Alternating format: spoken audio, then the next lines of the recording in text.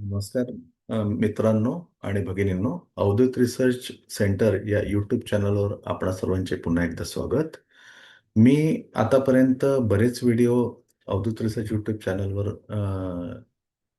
Launch केलेले आहे आणि त्यापैकी माझे काही व्हिडिओ अतिशय खूप चांगले चालले आणि मी बऱ्याच गोष्टी या व्हिडिओ यूट्यूब चॅनलच्या माध्यमातून मी ज्योतिषशास्त्राबद्दल जसं मी सुरुवात केली ही न्यूमरॉलॉजीबद्दल मी जवळपास सगळ्याच टॉपिक्स कव्हर केलेले आहे आणि मी आता कुंडलीशास्त्राबद्दल अ, इथून पुढे मी आता कुंडलीशास्त्राबद्दल माहिती देणं चालू करणार आहे. तर माझी अशी अपेक्षा आहे, की आपण सर्वांनी माझे जेही व्हिडिओ आता इथून पुढे येतील, ते व्हिडिओ तुम्ही अवश्य बघावे आणि त्या व्हिडिओचा तुमच्या दैनंदिन जीवनामध्ये फायदा करून घ्यावा. ज्योतिष्य हे असे शास्त्र आहे, जर तुम्ही मनापासून शिकण्याचे प्रयत्न केले, तर तुम्हाला कोणत्याही ज्योतिष्यकाराकडे जायची गरज नाही. आणि माझा उद्देश हाच आहे, की तुम्ही असं कोणत्याही ज्योतिष्यशास्त्राकडे जाऊ नये, की ज्याच्याकडे जाऊन तुमची फसवणूक होईल किंवा अ, ज चांगले लोकं पण आहेत. पण आजकाल जे चांगले लोकं आहेत, त्यांची फीस खूप जास्ती असते. मग सर्वसाधारण व्यक्तीला ज्योतिषशास्त्राच्या त्या फीस सुद्धा शक्य होत नाही.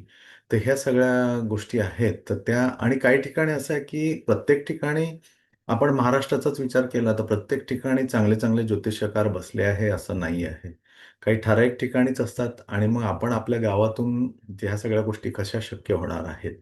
तर हा सगळा विचार केला एकंदरीत, तर मला असं वाटतं, की आपण जेवढं शक्य होईल असं YouTube चॅनल माध्यमाद्वारे जसं माझं जे अवधूत रिसर्च सेंटर हे जे YouTube चॅनल आहे, यावर मी शक्यतोवर मोस्ट ॲक्युरेट इन्फॉर्मेशन द्यायचे प्रयत्न करतो. तुम्ही जर माझे न्यूमरॉलॉजीचे जर व्हिडिओज बघितले, तर तुम्हाला जे चांगल्यात चांगले लोकं सुद्धा नाही सांगणार अशा गोष्टी पण मी तिथे सांगितलेल्या आहेत.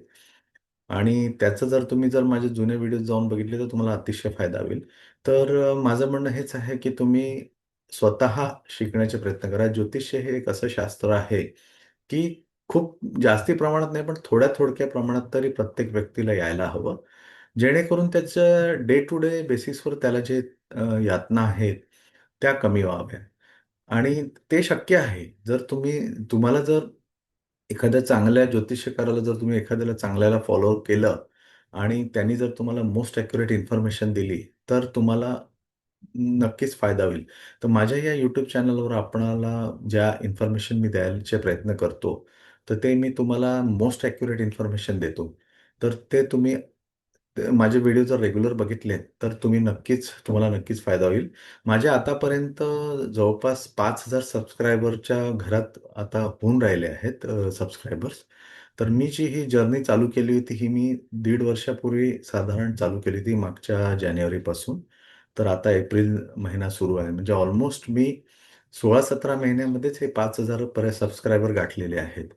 तर मला असं वाटतं, की माझी मेहनत आणि तुम्ही माझे रेग्युलर व्हिडिओ बघत राहिलात, त्याच्यामुळे मला पण एक इंटरेस्ट आला आणि मी पण खूप चांगल्या पद्धतीने जास्तीत जास्त तुमच्यापर्यंत पोहोचण्याचे प्रयत्न केलेले आहे या YouTube चॅनलद्वारे. आता सध्या मी जे करून राहिलो आहे त्याच्यामध्ये मी मोस्टली माझं मराठीमध्ये आणि हिंदीमध्ये पंचांग असतं, डेली पंचांग. ते हार्डली 30 सेकंडचं पंचांग असतं. तर ते तुम्ही अवश्य बघा. त्याने तुम्हाला रोजच्या डिटेल्सबद्दल माहिती होईल, की आजचा दिवस कसा आहे, काय आहे? तर ते एक बेसिक गोष्टी तुम्हाला कळून जातात. राहू काळ काय आहे? बाकीच्या गोष्टी सूर्योदय केव्हा झाला, सूर्यास्त केव्हा होणार, म्हणजे ह्या सगळ्या गोष्टी तुम्हाला कळतात. अमावस्या आहे, पौर्णिमा आहे किंवा एखादा महत्त्वाचा दिवस असेल, तर त्याबद्दल माहिती असते. मी त्याच्यावरही वेगळे व्हिडिओ टाकतो. दिनाविशेष म्हणून मी त्याच्यावर दिनाविशेष नाही लिहीत, पण ज्या दिवशी जे असतं, त्या दिवशी जसं आता श्रीराम नवमी झाली किंवा हनुमान जन्मोत्सव झाला, तर त्यावर मी माझे शॉर्ट व्हिडिओज टाकले होते. तर अशा टाईपचे व्हिडिओज मी टाकतो जेणेकरून तुम्हाला त्या दिवसाचं माहिती कळते, की आज कोणत्या दिवसाचं महत्त्व आहे. तर ह्या सगळ्या गोष्टी मी आता सध्या कव्हर करतोय. जसं मी आरोग्य टिप्स म्हणून खूप छान चालू केलेलं आहे. कधी हिंदीमध्ये असतं, कधी मराठीमध्ये असतं.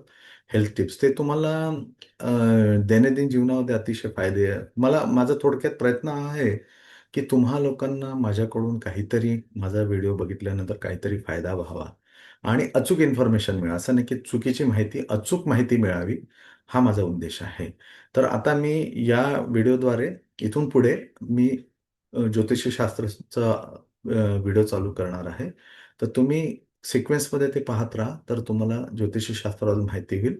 आज सुरुवात म्हणून मी तुम्हाला एवढं सांगू शकतो, की ज्योतिषशास्त्र हे अतिशय मोठं शास्त्र आहे.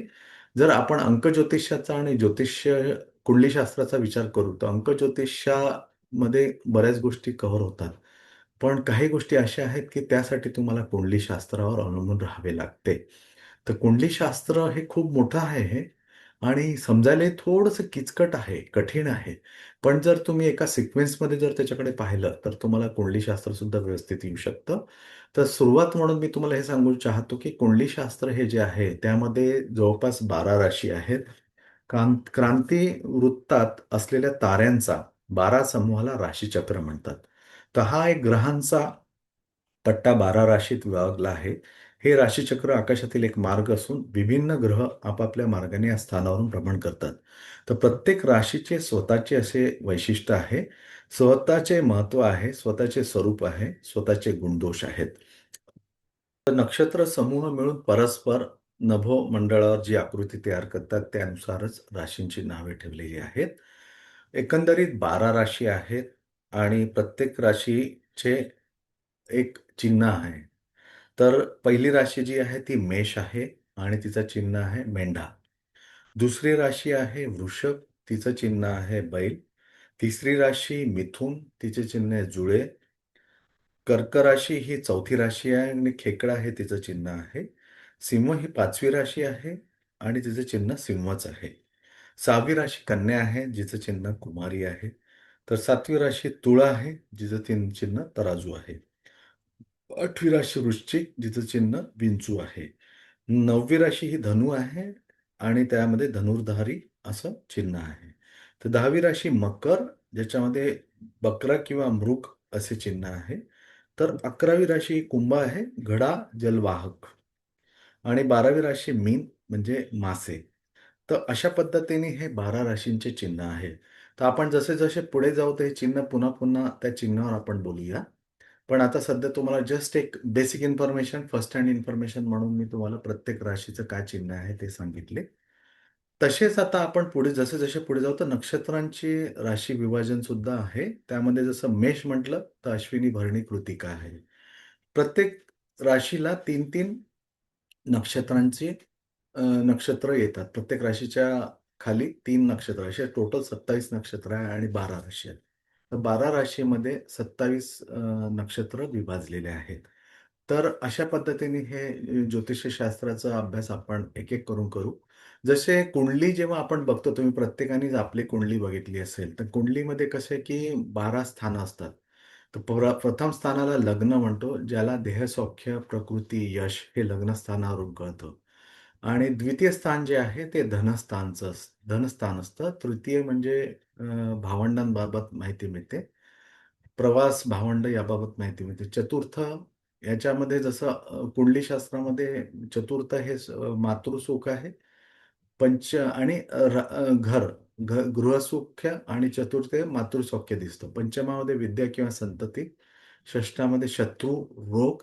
सप्तम स्थान जे आहे ते भार्या किंवा पत्नी म्हणजे मुलीच्या पत्रिकेत पतीबद्दल दिसेल आणि पुरुषाच्या पत्रिकेत पत्नीबाबत चं स्थान होतं ते.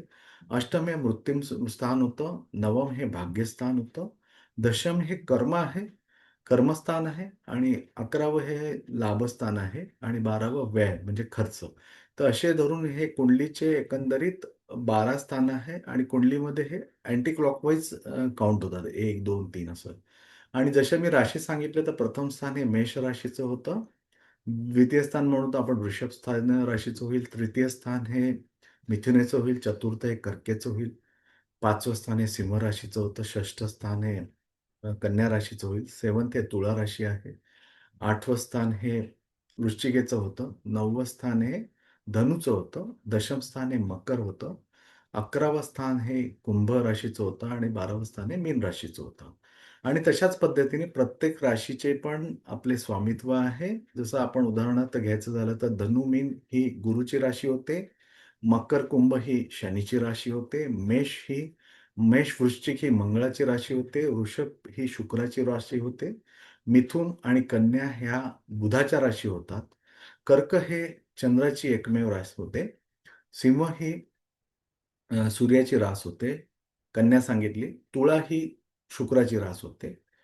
आता राहिले कोणते? कोणतेच नाही राहिले. तर अशा प्रकारे हे 12 राशीचे पण प्रत्येक ग्रहाच्या ह्या राशी आहेत आणि मग त्या-त्या ग्रहाचा त्या-त्या राशीशी संबंध येतो आणि त्या-त्या राशीवर त्या-त्या ग्रहाचा इम्पॅक्ट असतो. तर त्याप्रमाणे मग त्या-त्या राशीप्रमाणे व्यक्तीचे स्वभाव, गुणधर्म बदलतात. तुम्ही जर माझे आतापर्यंतचे व्हिडिओ पाहिले असतील, तर मी प्रत्येक राशीबद्दल माहिती दिलेली आहे. पण या व्हिडिओमध्ये इथून पुढे आपण हे जे ज्योतिष्यशास्त्राचा जो अभ्यास करू, तर त्याच्यामध्ये प्रत्येक राशीबाबत आपण अभ्यास करणार आहोत. तर माझी अशी अपेक्षा आहे, की आपण सर्वांनी माझे व्हिडिओ रेग्युलर बघावेत आणि कुंडलीशास्त्राबद्दल संपूर्ण माहिती मी तुम्हाला या व्हिडिओद्वारे सांगत राहणार आणि आपण पुन्हा-पुन्हा कनेक्ट होत राहू. हा व्हिडिओ मी इथेच थांबवितो. व्हिडिओ आवडल्यास लाईक करा, शेअर करा. धन्यवाद. Thank you.